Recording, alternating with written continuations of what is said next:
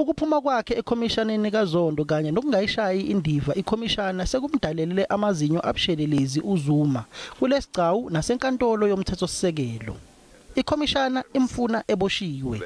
Iphini lenhloko yamajaji kulelizwe uJustice Raymond Zondo lisamile ukuthi leKhomishana ayizange ikhombise ukwenzelela kuZuma yize enqaba ukusebenzisana nayo. The commission will approach the Constitutional Court and ask it to impose a term of imprisonment. uZuma wabhala incwadi enkantolo yomthethosisekelo ethi angeke aze asebenzisane noKhomishana. Waqhubeka wathi akazange awafake awakhe amaphepha afungelwe njengoba isicawu sanxusa ukuthi kukhishwe umyalelo othi akaboshwe. Mr. Zuma will be given a full opportunity to oppose that application if he wishes to and place before the Constitutional Court.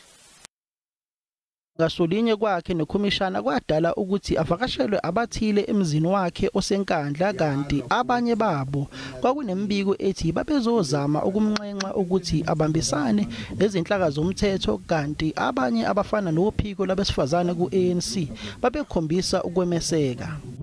Ngifana nomuntu abanye abantu abathi ngihlonga ndlebe ngoba ngiphula umthetho.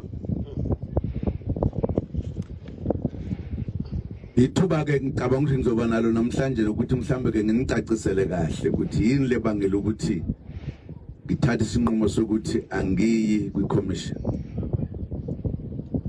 Bathi ngavele ngasuke ngasho njalo ngathi Usihlalo weKhomishana angifuni ukuvela phambi kwakhe ngoba uyenzelela.